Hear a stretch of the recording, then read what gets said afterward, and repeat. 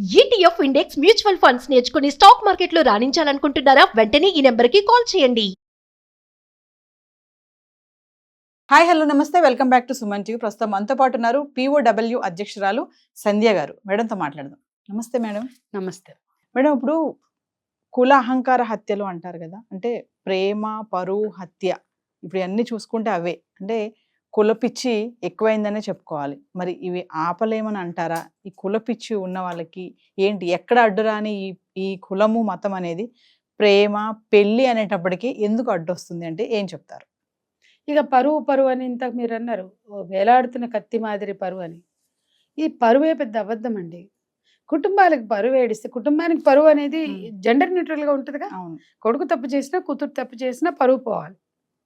మరి ఈ కొడుకులు కులాంతరబాలు చేసుకున్నప్పుడు పోని పరువు, ఈ కొడుకులు కింది కులాల అమ్మాయిలను అత్యాచారం చేస్తే అదేంటి నువ్వు ఎట్లా అత్యాచారం చేస్తావు, కుటుంబ పరువు పోయిందని మాట్లాడిన వాళ్ళు, పెళ్లి చేసుకుంటాం ప్రేమించాం అని చెప్పి ఉంపుడు గత్తెలుగా మార్చిన వాళ్ళు, లేదా పిల్లల్ని కానీ ఆ తర్వాత ఊరు బయట వాళ్ళని పెట్టి లేదా బయట ఎక్కడో పెట్టి మళ్ళీ కులంలో పెళ్లి చేసుకున్న వాళ్ళు, వీళ్ళందరి వల్ల ఎప్పుడు పరువు పోయినట్టుగా నేను ఎక్కడ వినలేదు.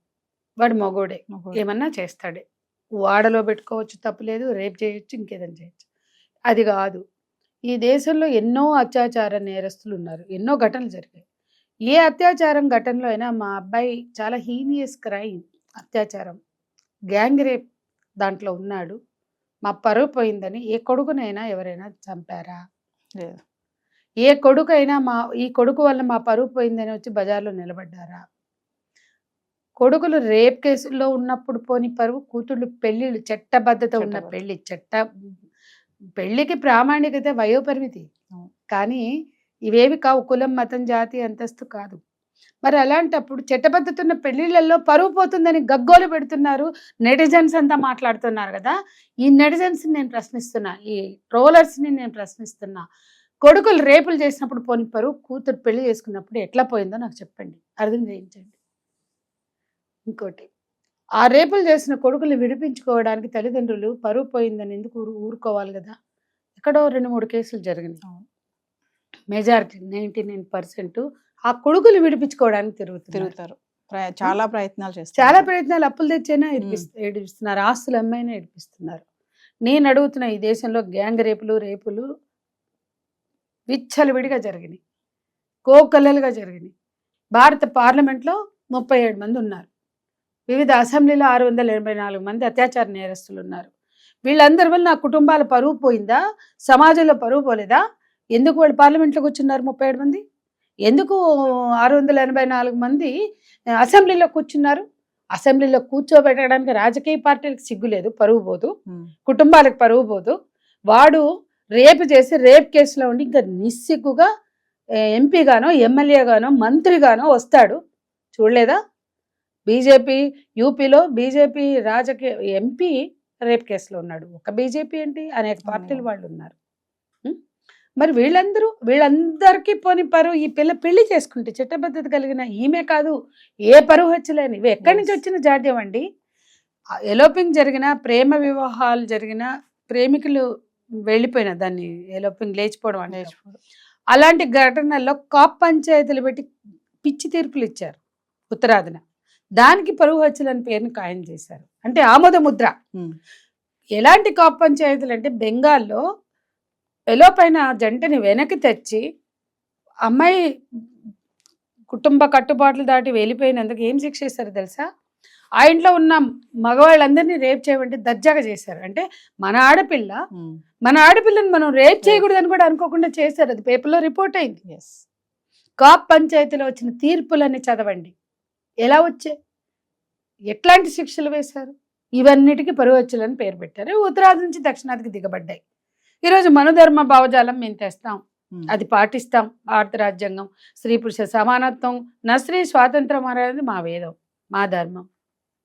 మాకు సమానత్వం లేదు, కుల మత జాతి లింగ వివక్షల్ని పెంచి పోషిస్తాం అనేటువంటి ధర్మాన్ని భావజాలాన్ని తెస్తామంటున్నారు. ప్రజలు ఆలోచించుకోవాలి, నెటిజన్స్ ఆలోచించుకోవాలా. రేపొద్దున మీ ఆడపిల్లలు కూడా సఫరర్స్. ఈ నెచ్చిన వెట్ల కులంలో కుల వ్యవస్థలో సఫరర్స్ చాలా మంది అవుతారు, అది అర్థం చేసుకోవాలి. ఇలాంటి ఇష్యూస్ లో మేడం తమ ఆడపిల్లల్ని రక్షించుకుంటున్నారు, కాపాడుకుంటున్నారు, ప్రేమించిన అబ్బాయిని మాత్రం చంపేస్తున్నారు. ఇది ఎక్కడ న్యాయం మేడం? ఇదే ఉందండి, కింది కులాలకు చెందినటువంటి పిల్లల్ని ఆడపిల్లలు పెళ్లిళ్ళు చేసుకున్నప్పుడే అబ్బాయిలు చంపుతున్నారు. అదే నేను మీకు చెప్పేది. ఇందులో కులం ఎంత నిజమో నికార్సైన నిజం, దాంట్లో జెండర్ కూడా నిజం. ఆడపిల్లల్ని పెళ్లి చేసుకున్నప్పుడే మగపిల్లలు కూడా చేసుకుంటున్నాడు కదా, అప్పుడు చంపుతున్నారా మరి? లేదు, కొడుకుని చంపట్ల, కోడల్ని చంపట్ల. ఒక్క కేసులో పాలకుర్తిలో ఒకటి జరిగింది, ఒకటి అరా తప్ప కోడల్ని కూడా చంపట్ల. ఎందుకంటే చంపామంటే హంతకులుగా మారాలి, అంత రిస్క్ ఎందుకు, వదిలేస్తే పోలా. అంటే అలగా జాతి లేదా కింది జాతి కాబట్టి వదిలేద్దాం. ఎన్ని ఎన్ని ఘటనలో తెలుసండి, పై కులాలకు చెందిన అది బీసీలు కావచ్చు, ఓసీలు కావచ్చు, కింది కులాల అమ్మాయిలను ప్రేమిస్తారు, పెళ్లి చేసుకుంటామని మోసం చేస్తారు, వదిలేస్తారు. అక్కడ ఎవరు కూడా వాళ్ళ పట్ల నిలబడింది లేదు, మాలాంటి సంఘాలు తప్ప. మరి అక్కడ ఈ చర్చ జరగాలిగా. ప్రేమించిన అబ్బాయి పెద్ద కులం, కింది కులాల అమ్మాయిలు మీకు ఎందుకురా పెళ్లి చేసుకొని కాడికి, మీకు ప్రేమలు ఎందుకురా అని ఎందుకు మాట్లాడరు? కింది కులాల అమ్మాయిలు మీరు వాడుకుంటున్నారు, వదిలేస్తున్నారు అంటే ఏ తర్వాత నష్టపోవాల్సింది కింది కులాల వాళ్ళే. ఈ నిచ్చెన మెట్ల కుల వ్యవస్థలో కింది కులాల వాళ్ళే నష్టపోవాలా? అదే సమయంలో జెండర్ కూడా అంతే ఉంది.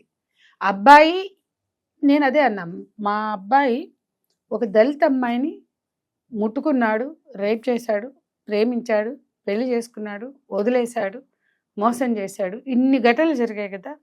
అక్కడెక్కడ ఎవరి పరువు పోవట్ల, ఎట్లాగొట్లా వాడిని తెచ్చి కట్టేసుకుంటున్నారు. కానీ మరి ఇక్కడ ఈ అమ్మాయి విషయంలో జరిగినట్లు ఎందుకు జరగట్లా అంటే జెండర్ డిస్క్రిమినేషన్ కూడా దానికి తోడైంది.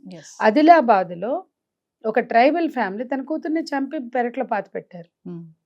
అట్లాగే ఒక ట్రైబల్స్లో ఇంకో తెగ విత్ ఇన్ ద ట్రైబ్ ఇంకో తెగని చేస్తే కూడా చాలా తీవ్రమైన బహిష్కరణ ఉంది.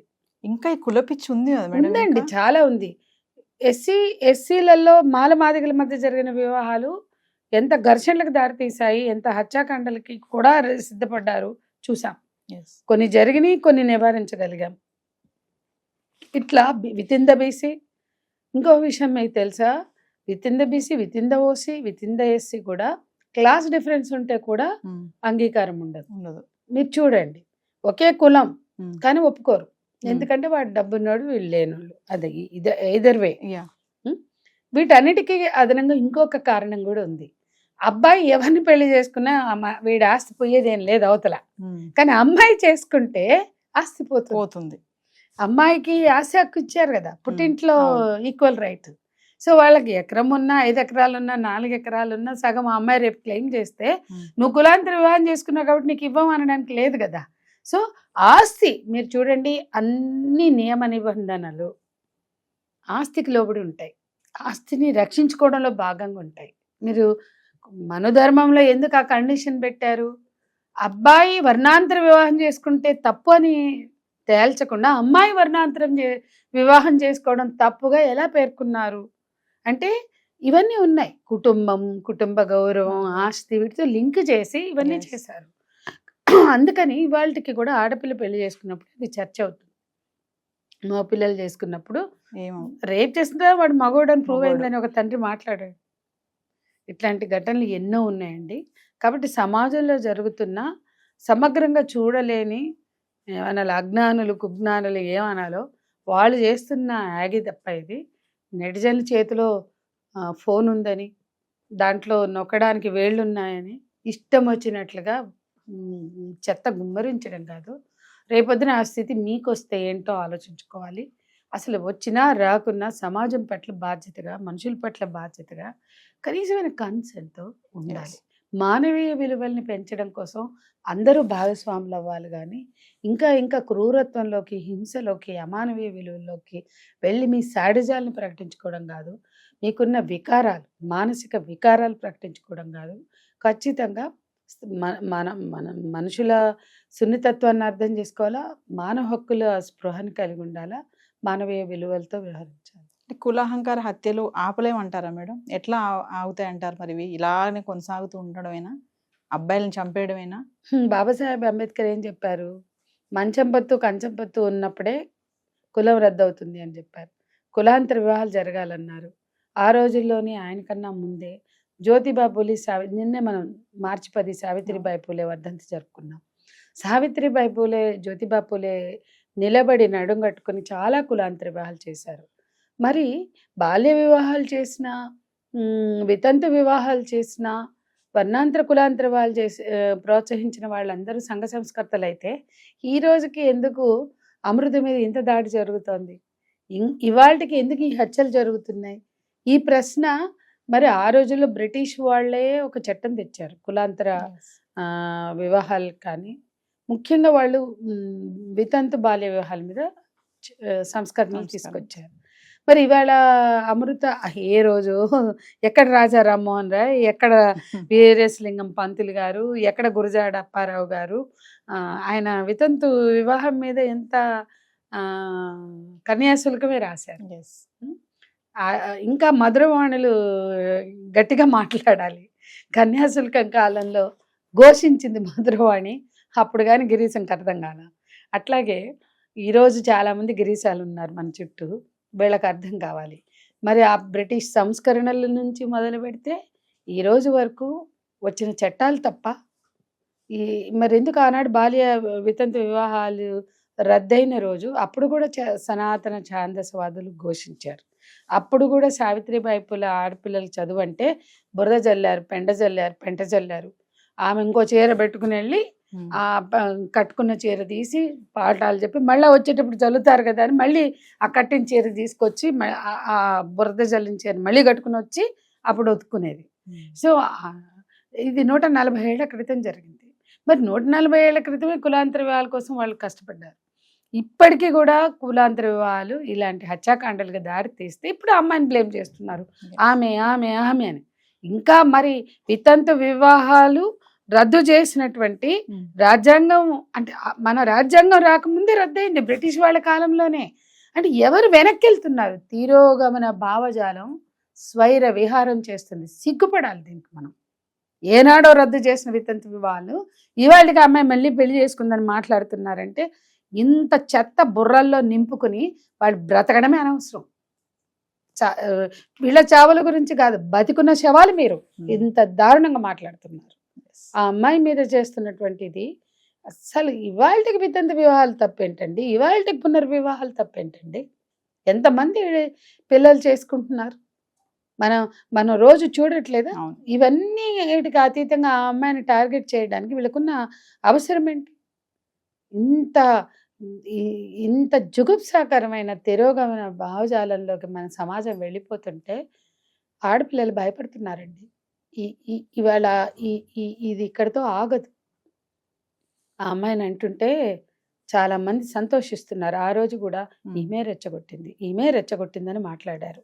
ఆ రోజు కూడా పెళ్ళి ఎటో వెళ్ళిపోక అంటే ఏమ్మా వెళ్ళొచ్చు, ఉండొచ్చు, వాళ్ళు పారిపోవాల్సిన అవసరం ఏంటి? నిజంగా వెళ్ళిపోదాం అనుకున్నారు ఈ సమాజం ఈ వీళ్ళ వేటల నుంచి తప్పించుకుని, కానీ ప్రెగ్నెన్సీ వచ్చింది కాబట్టి వెళ్ళలేదు పాప మా అమ్మాయి. ఆ రోజు వాళ్ళిద్దరు అబ్బాయి బలైపోయాడు. ఇవాళ దుఃఖం వాళ్ళకి మిగిలింది. వీళ్ళందరికీ ఏమైంది? కాబట్టి ఈ రకమైన వెంటాడడం ఈ వేటలు కొనసాగుతూనే ఇటువంటి వేటగాళ్ళ వేటలకి విలవిల్లాడాల్సిన అవసరం ఈ ఆడపిల్లకి లేదు, అమృతకు కూడా అస్సలే లేదు. Thank you.